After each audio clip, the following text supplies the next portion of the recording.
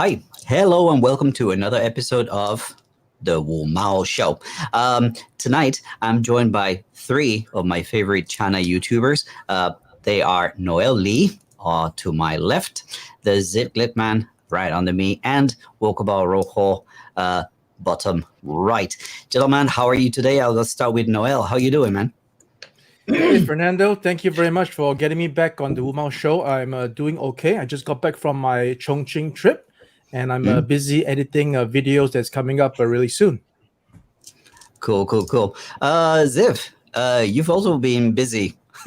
Yeah, I'm always too busy. Yeah, I haven't done a live stream for a while, so thank you for inviting for this show. And yeah, I've been busy editing videos, working on the YouTube channel and my company and everything else. The kids, it never ends. I know, kids can be a tough one. And Mr. Wokabao Rojo. Hey guys, it's good to man? be back. Yeah, man, it's been a long time, man. Long time. Happy to be back. Ziv, I don't have kids, but I'm still just as busy as you, I think. So. I've seen some of your latest projects. I'm very cool. So guys, if you're watching in my channel, make sure to go and check these guys' channels and subscribe to them. They're very nice content creators also. And if you're watching me from somebody else's channel, then make sure to click subscribe as well. Guys, today's topic is, what is it that outsiders, people outside of China, don't actually get about the country? I thought that I would get us started with something very simple.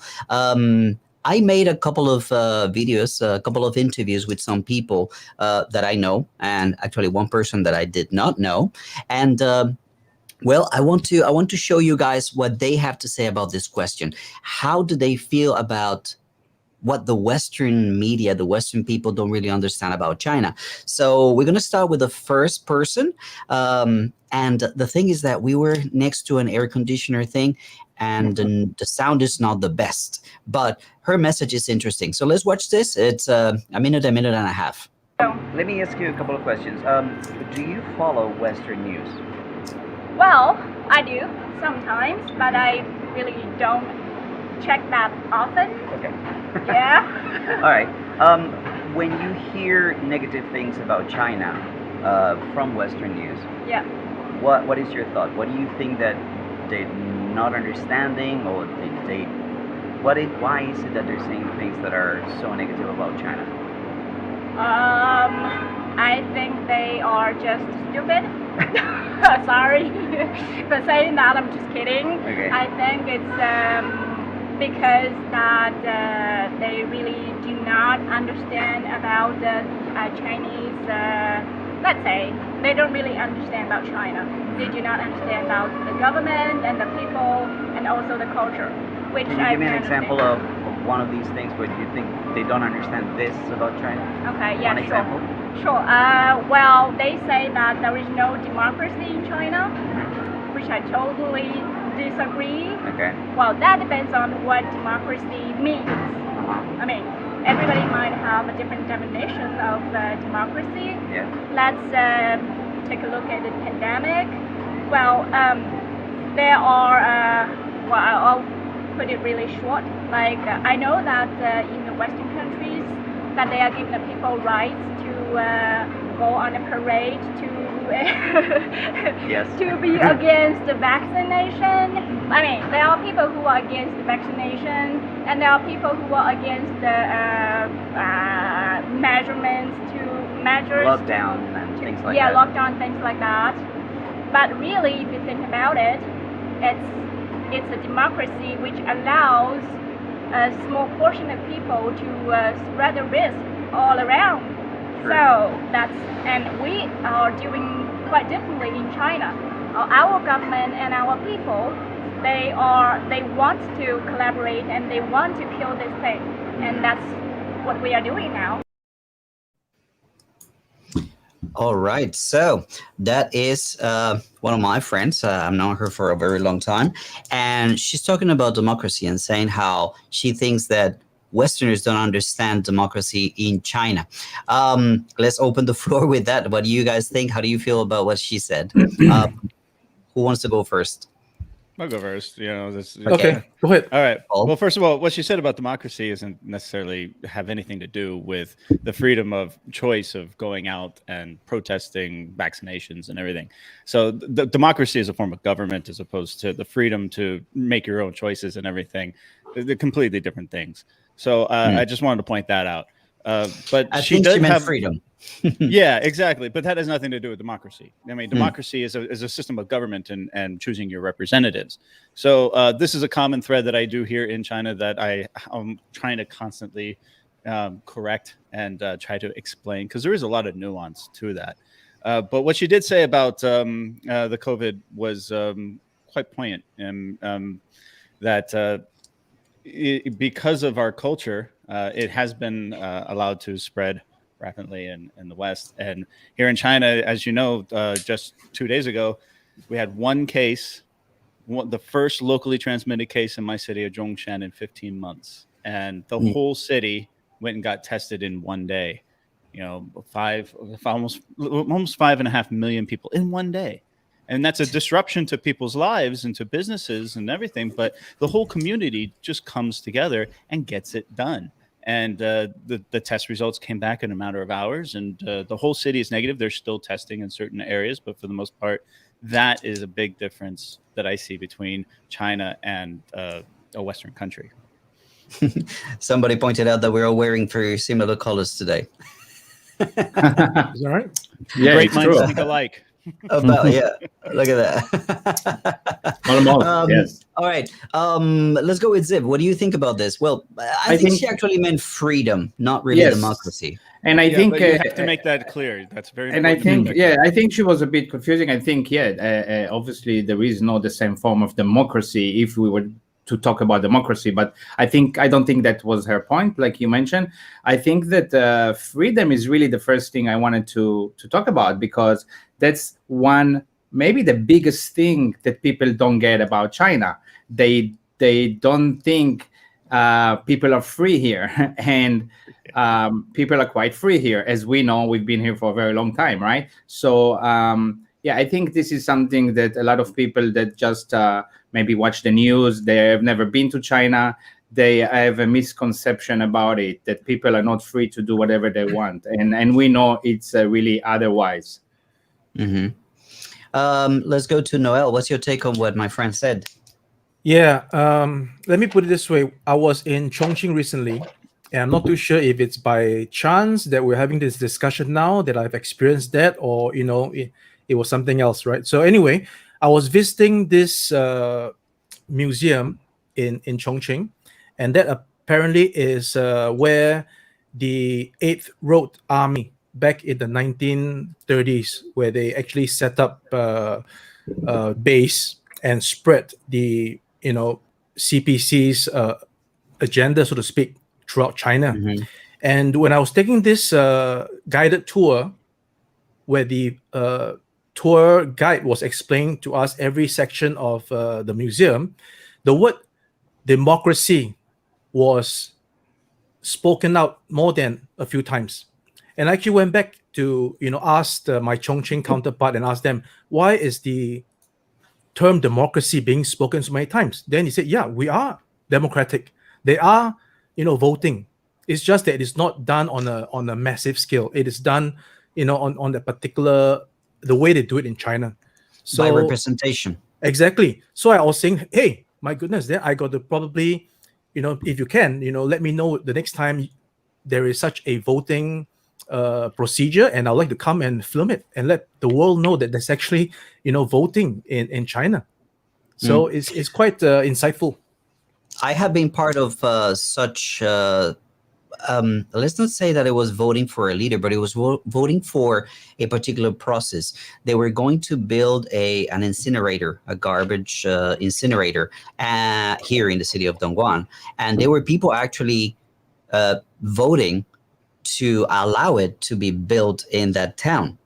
And they invited me there to see the process. I was like, I mean, this is something that a lot of people don't understand, that actually people actually do have a voice. And in the end, well, they ended up building the incinerator factory, whatever, to produce electricity and whatnot, and there were compromises, but this was actually taking place in an event that I actually I took part in it. I was like, that's quite interesting. Recently, also the similar thing happened in Dongguan. If you remember, Fernando, a few months ago, they were saying that the new pet law is going to come into effect, and they were soliciting public Opinions. And I actually sent letters, and I asked many other people to send letters because I thought that some of the dogs that will be banned, it's not justified. So they did ask for public opinion, and I think in the end that affected the actual law that came into effect. There's something coming down the pipe these days from Beijing that is going to regulate training center. A lot of people, the last People's Congress, they were actually saying that they want to change education because it's really, really harsh on the students. The kids work too hard, and there's something coming down the pipe that is going to legislate, for example, what I do, training centers, things like that. So it's a process, and it goes through suggestions, and it goes through pilot testing. Now they're starting this particular thing about education and training centers in a few cities, and they'll see how it works and what needs to be tweaked. So yeah, that's one of the things that I agree with most people. A lot of people don't understand that people in China do have a saying. That's quite interesting. Do you guys want to have?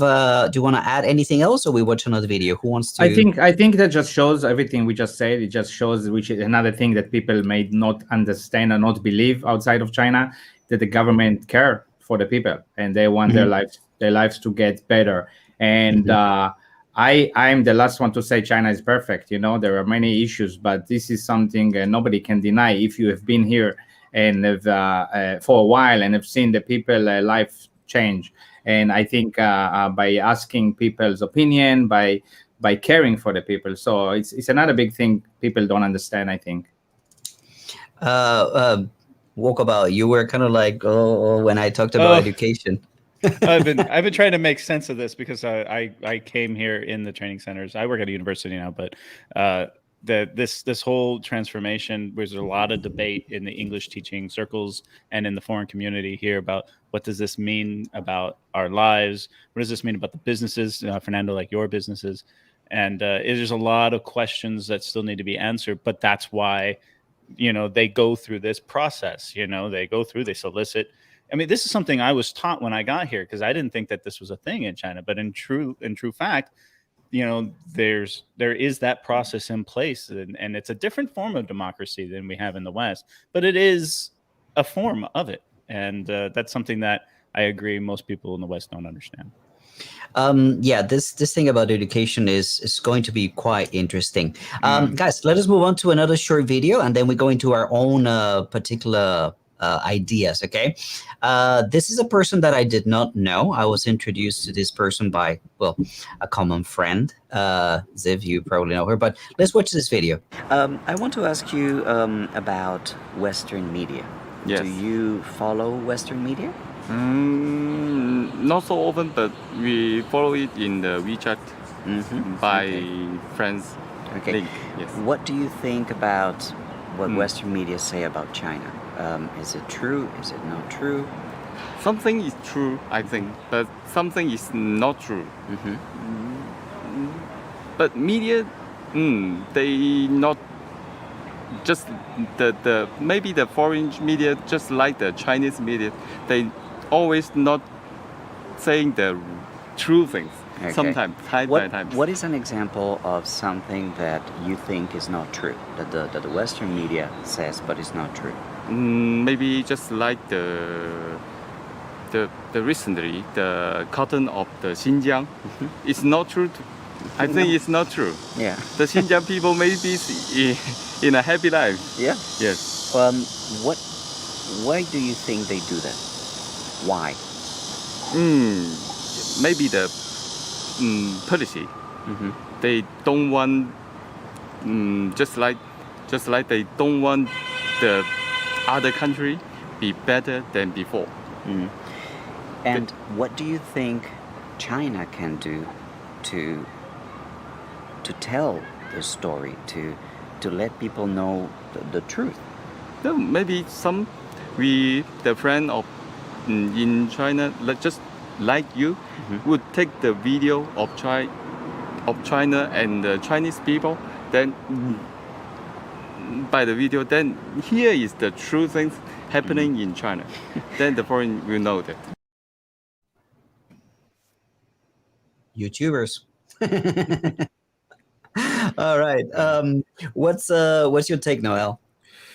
Well, when it comes to smearing, okay, it is literally a very childish thing, but it is taken to a more advanced corporate level when it comes to nations.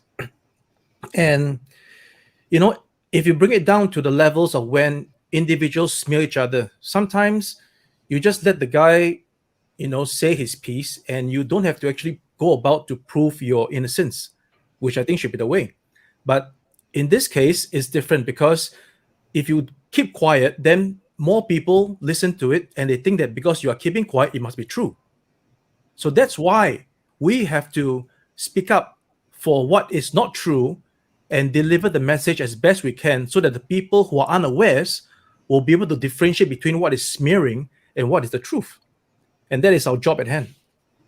The whole misinformation piece that we heard of and we saw. Paul, walk about Rojo. Well, I don't think it's a sinister thing, the Western media. It's more like a group think kind of attitude. And Ziv, I'm actually really interested in what you have to say about this, because you've been in this industry. I've been in the industry too, and I can just imagine a bunch of reporters and producers sitting around a table thinking, okay, we're going to do a story about China. Let's do it. We're going to send you out to wherever in China and come back with a story. Now, if they go back and say, I got this story about delicious food and wonderful buildings and, you know, everyone walking hand in hand happily in the middle of the evening, well, that's not going to get any clicks. I mean, at the end of the day, most media in the West is a business, and it's a very competitive business. And what gets the most clicks is controversy. So they have to stir up some kind of controversy or make it seem something that it's not. And that's where the YouTube community actually comes into this, because we'll go someplace. We have no interest in stirring up controversy. We just want to point our camera at beautiful things and say, this is what it is. And I think the more of us that are doing that, the better to be like a counterweight to that group think, that giant juggernaut of a media in the West. I'm increasingly frustrated, as all of you are, when I read some of these things, and I, you know, look into myself and I say, that's not true. and it really frustrates me a lot. But Ziv, I'm really curious about what you have to take on that. Before we go to Ziv, I just want to say one thing, and Ziv, probably you can put it into your own thought. He did mention something extremely interesting. He said, like, Western media is a little bit like Chinese media. They don't always tell the exact truth. I that's what I wanted to also say. I thought so. Media is influenced by many things, right?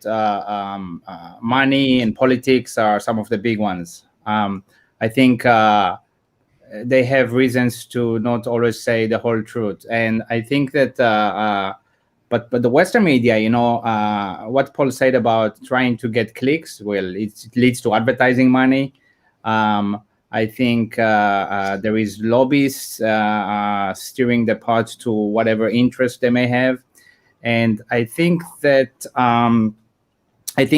hate sells more than love. You know, so I mean, it's also on YouTube. If you see the two infamous people with their channels, that you know who I'm talking about.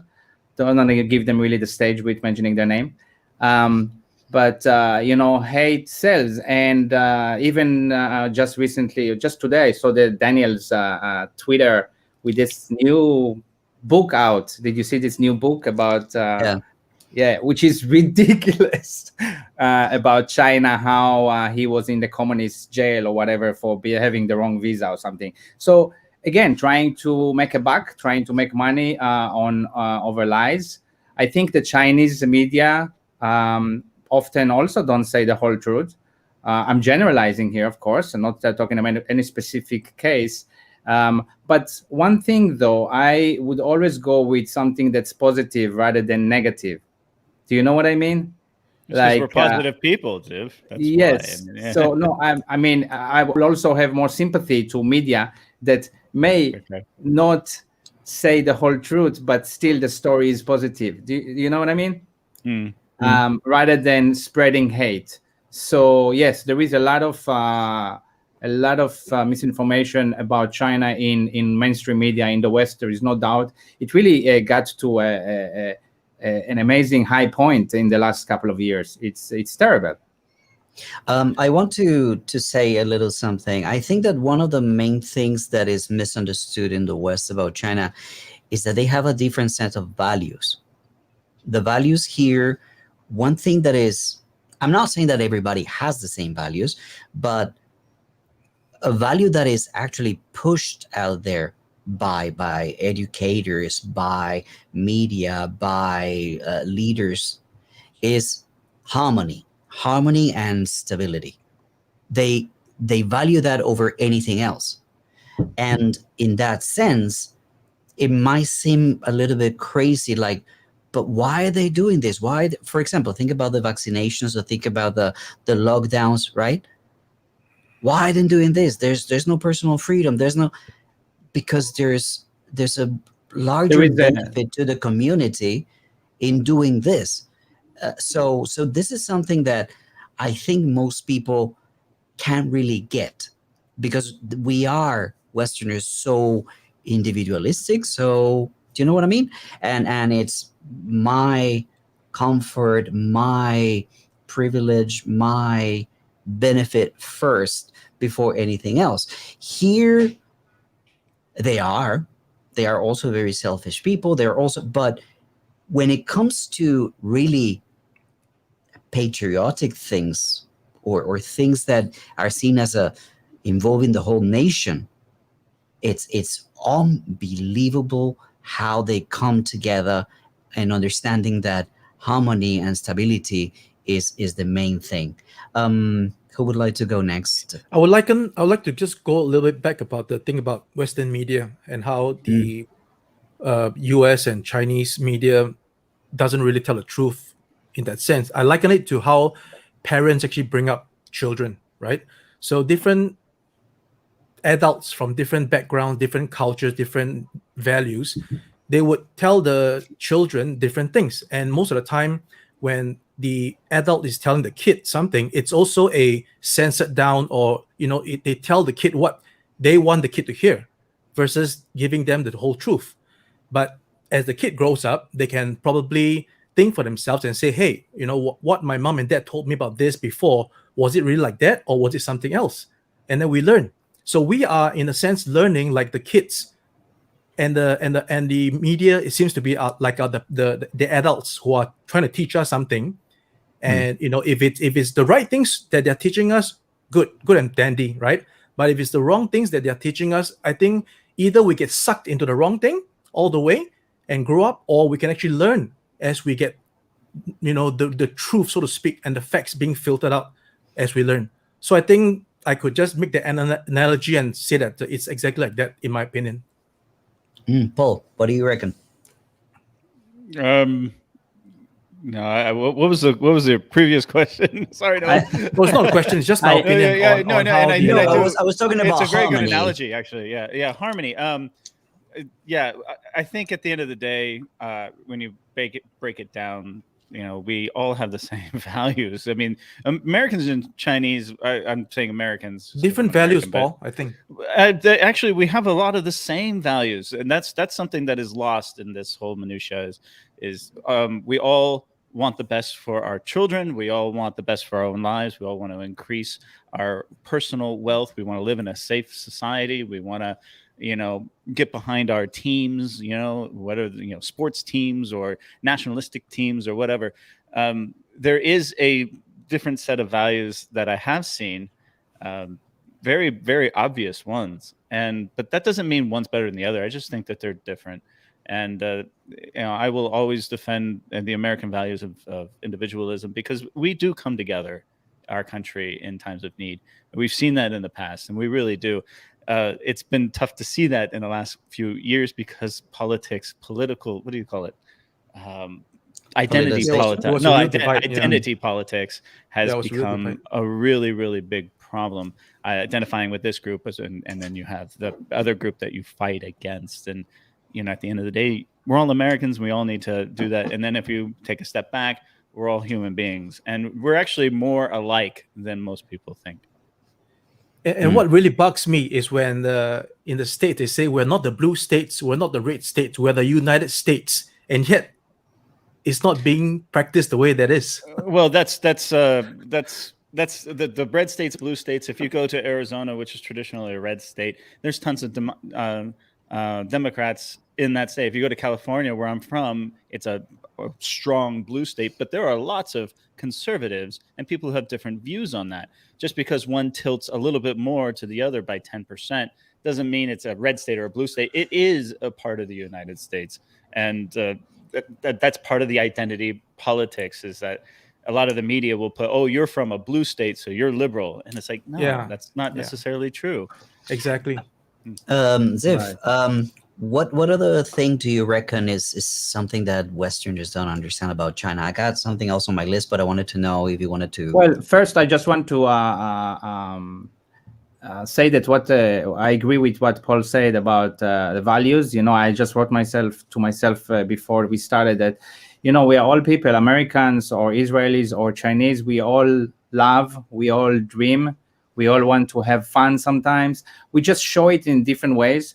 And I think that also China, with a very difficult past few decades, 100 years, you could say, they're still growing out of it back into normalcy. I think that's something I've been seeing over the last almost 20 years I've been here, right? Getting back to showing it like more like Western countries that had more time in living well and not needing to just look for their next meal. Do you know what I mean? And other things that I think people don't understand about China. I was thinking that, I don't know if people don't understand it. I don't think they think about it because of all the news, but Chinese people are very friendly. Chinese people are very friendly.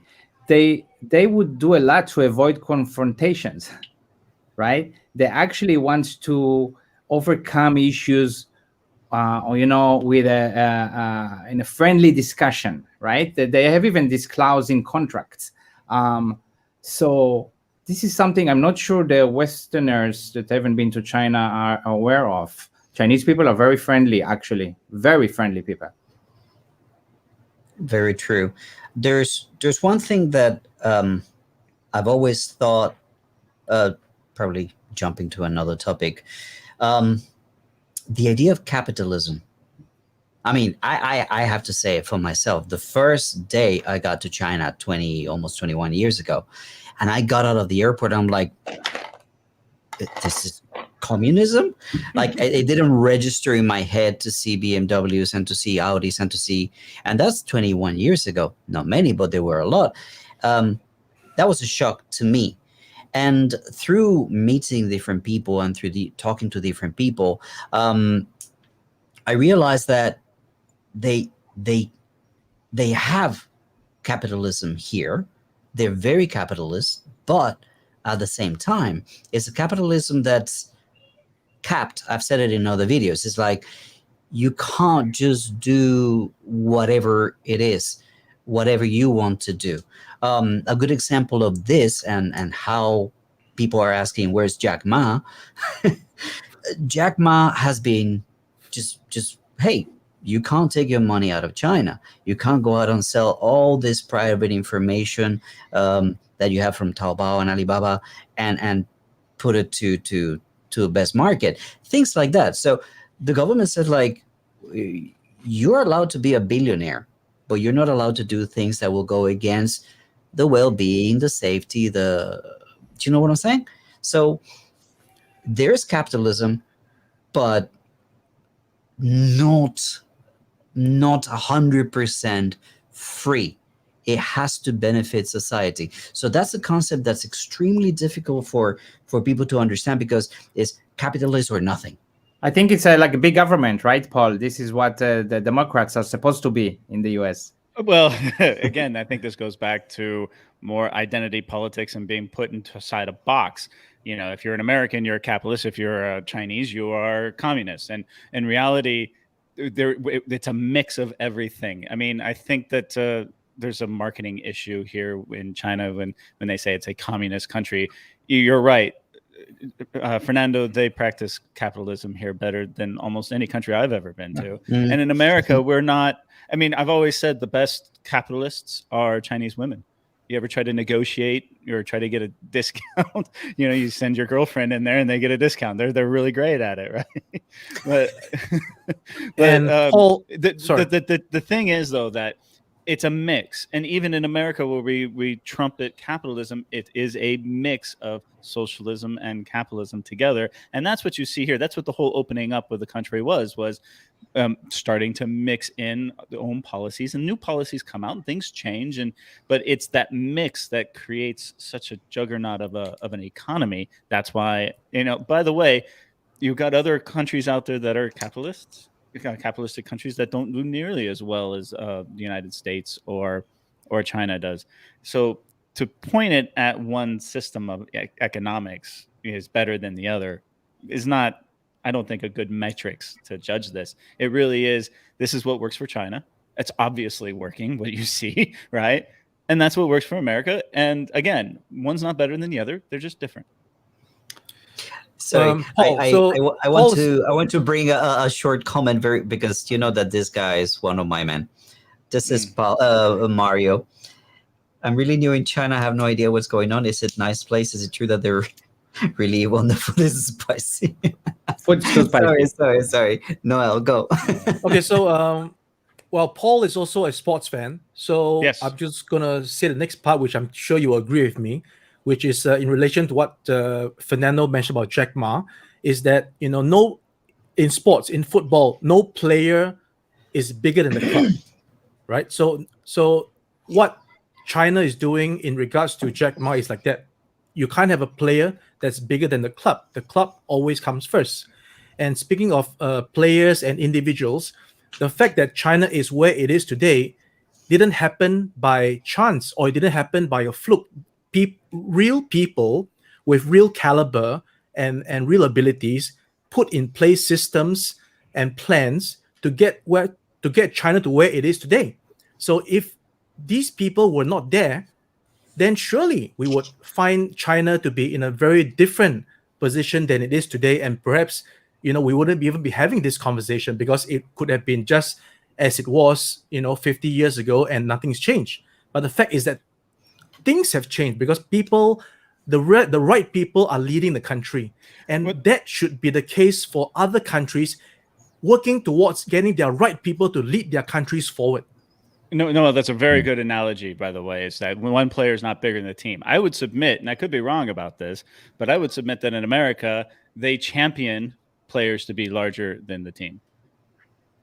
I mean, there's really nothing stopping them, right? I mean, we do have antitrust laws and stuff like that, but we really hold people up on a mantle who are larger than the team. And that would be a difference in our cultures, most definitely. Yeah. Right. Yeah. Somehow people always they can't resist making the player bigger than the team. Well, Ziv, yes. Capitalism. I think it's another one of those big things people don't get about China. They think it's there is communism everywhere you go. But I don't think they even understand what's communism, or maybe even we understand what's communism. Or what is communism, right? Everybody have their own mindsets about that. The fact is that the economy and, you know, the ruling method, the system here is very new. China is very complicated to understand. Even after many years in China, you still feel like every year you feel like you understand it a little bit better. and we still don't fully understand it. So how can we expect people outside to understand it? Let me just Very true. say something else. Yeah. I was just in a village recently, right, in Guizhou, and I happened to chance upon actual CPC members. So they were they call it the government people, right? So obviously CPC members, and they were invited by the village head to come to the village after this particular water sewage issue. The sewage system was being done for the village. So they were inviting the CPC guy over to just have a meal.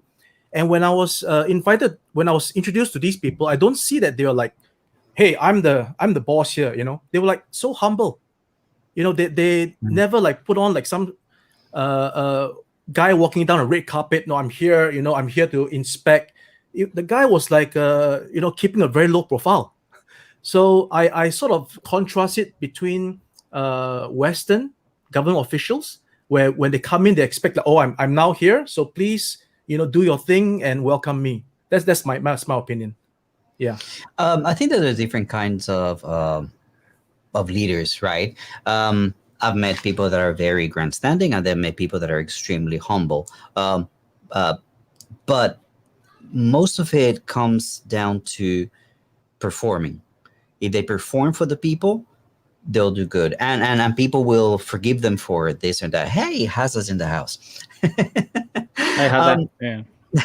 let me bring something else that I wanted to say here. Another thing that I think is not very well understood is Chinese patriotism. I'm not saying nationalism. There's nationalists out there, but Chinese patriotism is one of those things that it's first of all, the first thing that I want to say is that when you look at what they have accomplished in the last 40 years, how can you not be patriotic?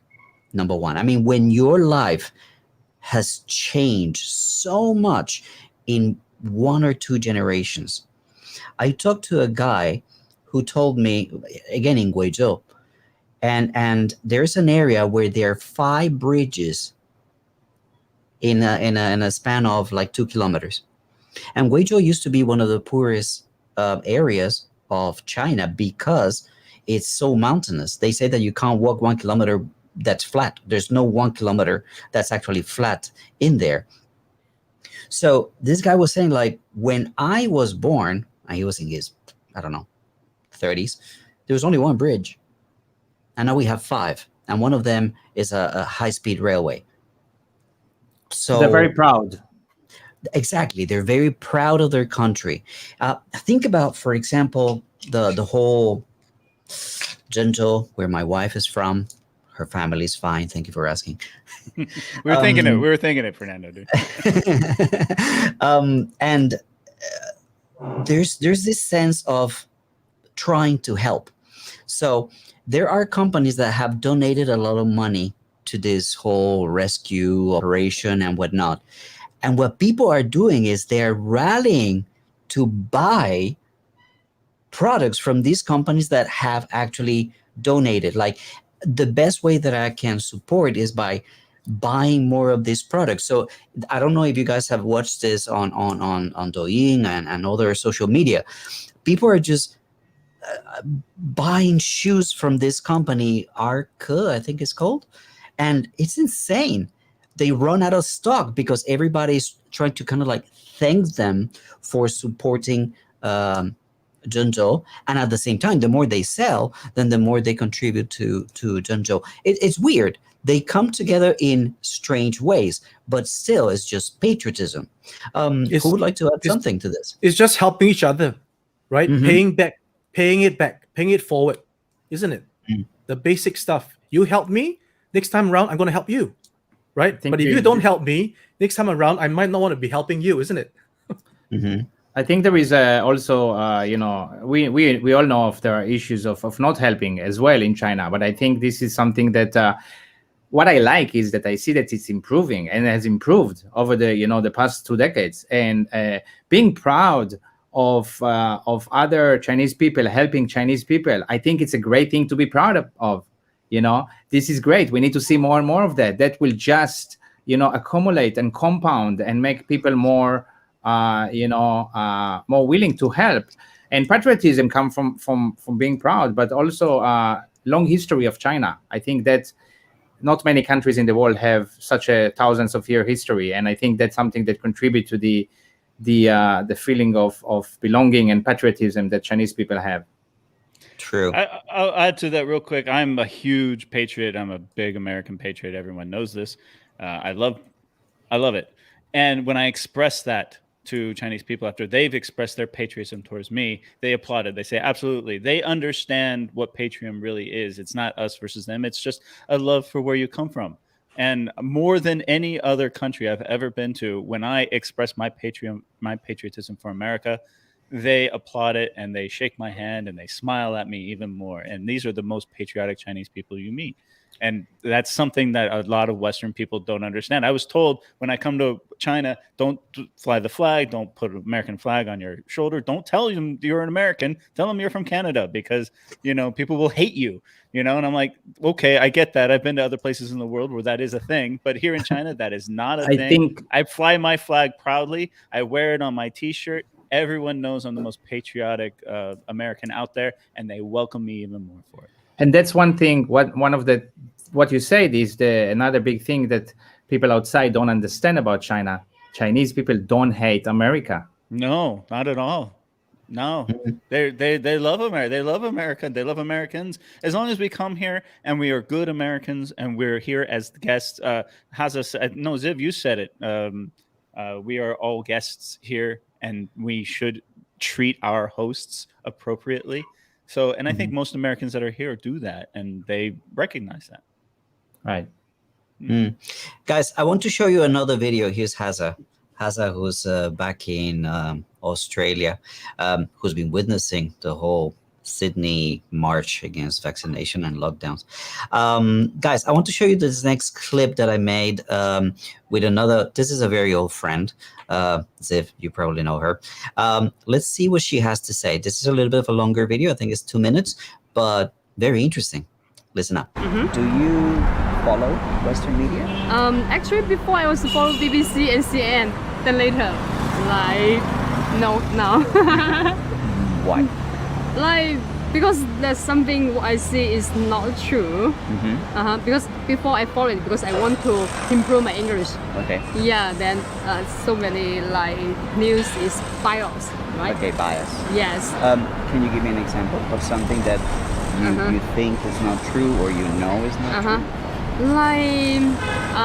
The people in the how do I say? Make an example. You can say it in Chinese. Oh, okay. Especially in the COVID time, 在疫情期间, yeah, we are not hiding the news. Yeah. Because every case it posts there and it telling people where did they go. And they still say that. They still say oh, you're hiding numbers. Yeah. How come? Because we need to take care of the other people who didn't get it. Yeah. So everything was very transparent. Yeah, if you're not transparent, you can't take control. You can't control it. Yes. All right. And then one final question. Why do you think they do this? Why do they do this? I don't know. I think they don't they not know enough about us. They don't know enough, but they know very well. But they want to say something. I don't know. Me personally, I don't know. Okay, what do you think China can do? Chinese media can do to change this, to counter this? Because now what I can see, we have more social media now, like TikTok. Actually, more and more people can see what's happening in China. Not just listen some of the people from the media said what's going on. Yet they can actually see what's really going on in China. So that's actually a good thing. Yeah. For example, when my first time go to UK, my mother-in-law's place, they actually said, "Oh, you can say anything here. No one going to block you." Yes. I said, I can say anything in China too. And my dad always criticize on the government. It's fine, but in their imagination or impression, we can't say anything like bad about the government. Actually, no. My dad is very criticized about. Oh, this is not Your the. dad? Yeah. Okay. Yeah. Yes. Yeah. All right, that's a good friend of ours, right? Yeah, I like Ziv? that. Yes, Sandra. Yes. She's actually married to an English man. She's been to England, and when she went there, she actually said like, no, I mean, we are very much aware of what takes place outside of China as well. So that's a very interesting point. She's saying that a lot of Westerners think that Chinese people don't know about the outside world, which I mean, she said it herself. So not true. They're actually again- they're more knowledgeable about American politics than most Americans are. They're more knowledgeable about Australian politics, Indian politics. I mean, they're so knowledgeable about world issues. It blows you away. Just go on the street in America and ask somebody, and a Chinese person knows so much more. Well, another thing that I thought that it was very interesting is that she continues, like the other person did, to talk about social media and the role that TikTokers and well, YouTubers like ourselves have in this conversation, in this moment in time. I don't know who would like to comment Before I on lose what my thought, she said. Fernando. So Yeah. I think it is no point to fight fire with fire.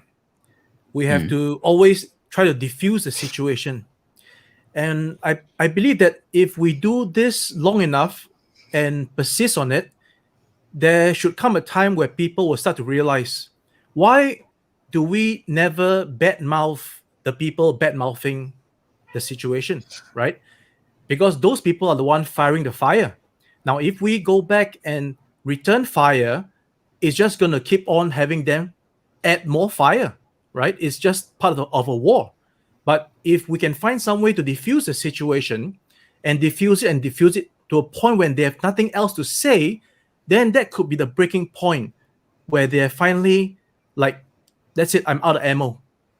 They're out of ammo to fire at us because we are just presenting them with facts and presenting them with what's available, what's true. We are not trying to attack them. We're trying to diffuse the situation. And that could well be the crux of it. Be water, my friend. I think regarding what Sandra said, that's another thing. Westerners think that Chinese people, you can say whatever you want, you can criticize the government, right? What they don't understand is that most people don't even care about criticizing the government. Westerners are so used to this poisonous conversation. It's everything about politics. It's bad-mouthing the other side. It became so bad that they don't understand that maybe Chinese people, if you take this out of the equation, you can focus on other things in life. Ziv, you mentioned the that- fact about the fact about criticizing the government. I mean, we don't criticize something just for the sake of criticizing. If there's truly a fault, yes, we criticize and we provide constructive feedback, right? We don't just criticize and that's it, right? We just complain and criticize. Oh, it's not good. But hey, then what is good? If you can criticize, you must be able to come up with the constructive answer or solution. Don't ever criticize for the sake of criticizing, which is apparently what is happening in the West. I think that what Ziv said, I have a different interpretation. It's not that I don't think that they don't care about criticizing or not criticizing. And listen to me, I think that there's very little to criticize. Because, as we said earlier, they listen to whatever suggestions people make, positive criticism, right? They are able to keep people satisfied. They're able to keep most people, right, satisfied. And they understand that, well, this is what's better for the majority of people. So in that sense, there's very little to criticize. One thing that is extremely different is the level of respect that they have for their leaders, isn't it? I mean, you can mock leaders all over the world, I mean, the president of Colombia, they mock him all the time. But here in China, it's just not done. I mean, why it's not done? People tend to think, oh, because they're afraid of the government. I actually feel that there's an element of respect for what they have accomplished to get to where they are. I mean, if you talk about a provincial leader, for example, that person got there by being effective, by delivering to the people what they needed, what they wanted, so they respect that. They might disagree with him, but they respect that. How do you guys feel about this particular difference, the mocking of leaders? Noel? Let me just say this. To the late, this might not be the best analogy, but for the late Steve Jobs, how many people have actually mocked him? But they're mocking US presidents and they're mocking. I guess what I'm just trying to say is that if you are doing a good job and you're really showing it results, how can people mock you? The people that mock you will be your competitors only. So I guess that's my point, in the sense that, yes, sometimes you should not mock people in positions for maybe for face or for to help the leader grow. The leader is doing a very difficult job at hand to try to control or try to plan and move forward something and bring it to a higher ground. The last thing they need is for our own side to be mocking or to be bringing the person down. Now, if the person really cannot do the job, then yes, his performance will show and he will be replaced. But if the person is doing the job, then what's the point of mocking? We should be elevating our leaders. The fact that when you mock a leader is like mocking your parents, right? Would you do that? Wouldn't your parents be your ones that you are looking up to? Yeah, go ahead, Ziff. Yeah, well, some people will do that, right? not the Asian values. But, that's what I wanted to say. So although we kind of talk a bit about politics here, but I mean, in one of the big things that people don't get about China and related to this point is also the face culture. So the face culture is something that also takes a while to understand, right? Now, like Fernando said, even when there is respect, right? Even when maybe you don't agree with everything Xi Jinping does, there is respect. There is also face. The face is something we see in our daily lives. When we talk to people, in the interaction in businesses or whatnot, and also in terms of respecting the leader. So that's another point that we have to consider, that China is, very different than the West. I'd like to point out that face is a big deal in China, but it's also a big deal in the West. I mean, if you embarrass me, I'm going to be upset. But there is more of a confrontation element in the West. And so I think that's really the big difference. Face is a huge part of Western culture. Why do you think people drive very expensive cars and everything? It's the same idea. But Paul, go ahead, Noah. But isn't face also about not being caught in scandals? Yes. When you're caught in a scandal, wouldn't you lose face? But apparently it doesn't matter. No, it does matter. I mean, if you're caught in a scandal, look at the Me Too movement. I mean, that's just a perfect example of it. But I will say this about my experience with Chinese government.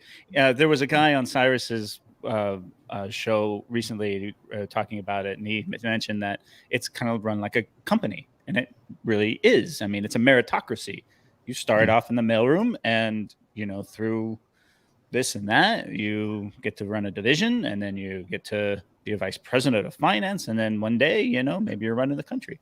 And that is a huge difference between the governments of the West, where there are meritocracy points to it, of course, but I mean, why did Donald Trump get elected president? It wasn't based on meritocracy. Exactly. But first he got to put his name in the hat, isn't it? Yeah, you got to. Well, that's one of the values of America, is that anybody can move from the bottom to the top. I mean, that really is an American value that still exists today. A lot of people disagree with me on that, but I'm one of those guys that thinks that America's best days are ahead of them. I'm not one of these guys that think America is declining in any way. I think the rest of the world is rising, And that's a good thing. You see it with poverty alleviation, right? The rest of the world is rising, and we're all going to rise together. And that's a beautiful thing. And that's something that should be celebrated. But That's Paul, positive. in America, Sorry. Paul, in America, let me finish this one. In America, Yeah. like you said, anybody can rise, right? But what Yeah. if that person rises not through his or her own merit, but through somebody else pushing them up for their own Favoritism, Like a nepotism. Manchurian candidate, right? Like a Right, Manchurian so- candidate. Right? What good is But that? that's just our system and it's our values, and it's never going to change. It is a difference between China and American governments. Again, one's not better than the other. It's just different. I just think that one of the things that a lot of people don't understand is how the government is very. I was talking to Mario Cavallo, who's probably watching, about this, and the Chinese government, the Chinese leadership is very paternalistic. They are very much presenting a blueprint related to what you said, Paul. They present people a blueprint of how to come out of poverty by themselves. It's not socialism as in giving handouts. It's socialism as in we build the infrastructure, we take the road all the way to your farm so that you can take your produce out of the farm and sell it better. Yeah. We can bring 5G to your small town so that you can sell your produce online on Taobao and sell much more. So Yeah. they create this cohort or this base of people that become a very thriving middle class, that go out and eat at restaurants, that go to movies, that buy things that are made here in China. So it's like, it's the path of make what you can make of yourself with the help and support from the government. This is something that a lot of people in the West don't really understand. In of course China, as if we interview tons of people who started working with 2,000 RMB a month, 3,000 RMB a month, don't we? And today they have their own companies. They have their own. So that idea that you were explaining, Rojo, of you can make whatever you want out of yourself, it's also present here in China. People don't really see that.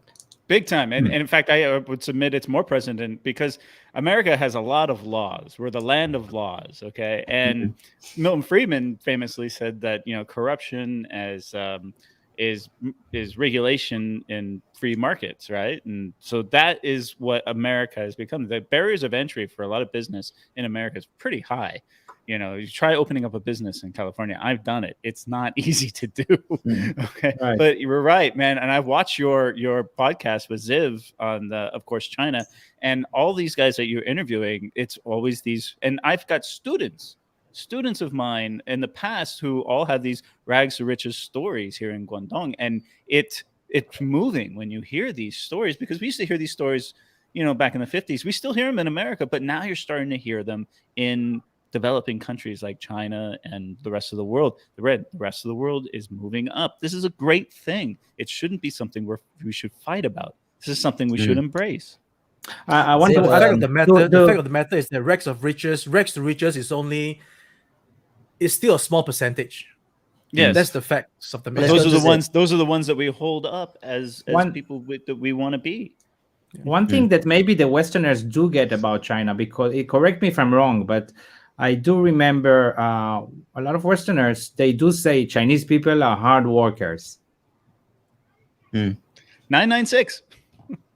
Yes. Yeah. And Ziv, go. They're hard workers, and it's true, the glass ceiling is really far high here. You could get people get very wealthy from really being nothing in a village. So but the Westerners do, I think, recognize this. I don't think this is one of those things the outsiders don't see. Yeah, I think that outsiders, when they see a wealthy Chinese person, again, I can't speak for all Westerners, but a very automatic connection will be corruption. Oh, he's got money because government, whatever. You know what I mean? It's like, it's very difficult for people to accept that somebody has found a way of making it. Do you know what I mean? Somebody has found a way to to explore new avenues and to be innovative or creative and make something really fantastic for themselves. Gentlemen, we're coming to an hour of this show, the WuMao Show. I would like to give you guys a couple of minutes to round up any other ideas that you have. We go down that rabbit hole a little bit, and then we round up the video. So who has anything else that they would like to share that you think that Westerners or outsiders don't really understand about China? Last thoughts. Just want to Noel? follow on to your last point, Fernando, about how when Westerners see wealthy Chinese people, they are like corrupt and all these things. I would think that this is something back in the day, but not prevalent now. Back in the day, there is corruption, as we all know, and there are people who actually gain their wealth not through their own merit, but because they simply were they were at the right place at the right time, right? And the real wealthy people, that is also similar in all parts of the world, I think, is that the real wealthy people, you don't see them at all. You don't see them being wealthy. They could just be walking, sitting next to you, and the guy's a billionaire, you don't even know it. Those are the kind, versus the ones that, goes to the casino and then places big chips on the table. This is two different kinds of wealth. That's what I'm saying. So that's my point. Very quick thanks to Tang Ling. Hey, Tang Ling, China that's my becomes a subscriber. top trading partner, 120 countries and regions. The US here, they cannot be a good international trader without knowing the world. True. The more we learn about the world, the better. Okay. Thank you, Tang Ling. Okay. Thoughts? Can I go? All right. Yeah. So, last things in my mind, maybe people don't get about China. It's cleaner than they think. I think there is a lot more fun things to do here than they may think, especially in the last 10, 15 years. And Chinese people just want to have fun like Americans, nowadays. And those are the things that I think my last thoughts. And and on my YouTube channel, for example, I don't do what you guys do. You guys really go deep into like the conflict maybe and some politics. And what I try to show is just Chinese people or foreigners living in China, what they think and what kind of fun things we can do here. It's a very simple way to show China. All right. Paul. All right. The one thing I think that the Westerners don't understand is just how big this country is, and to put all Chinese people into one box or all regions of China into one box is impossible. And that's something that I have learned in the 5+ years I've been here, and it's one of the reasons why I stay. You walk outside and it's forever changing. Everything moves quickly, faster than you can keep up with it. And the more I'm here, the more I realize just how diverse and how incredible everything is here. And that's why I stay, and that's why I put my camera on it, because if you don't document it now, it's not going to be there tomorrow. So I think we are all privileged for the idea that we can all be here and put our cameras on it during this very transitional time in China's history. True. Guys, I want to thank you all for watching. I want you to go and visit this gentleman's channels, Noel, Walkabout, Rojo, Ziv. Make sure to subscribe and give them some likes and comments. Keep the algorithm going. If you're watching in their channels, then come to mine and do the same. And remember, the WuMao Show is a show where we show you and we tell you what China is really like for us. We get called WuMaos because we tell you things that are different, but that's what we're here to tell you, our experiences, how we see things, and help bring together different communities, different parts of the world to understand better each other. Gentlemen, thank you so very much. We're going to be wrapping it up. And remember, guys, if you want to support the work that we do, you can hit the link in the description down below, or use the QR code on the screen. The same for each and every one of these gentlemen. And until we see you again, thank you so much. Bye-bye. Thank you, guys. Thank you.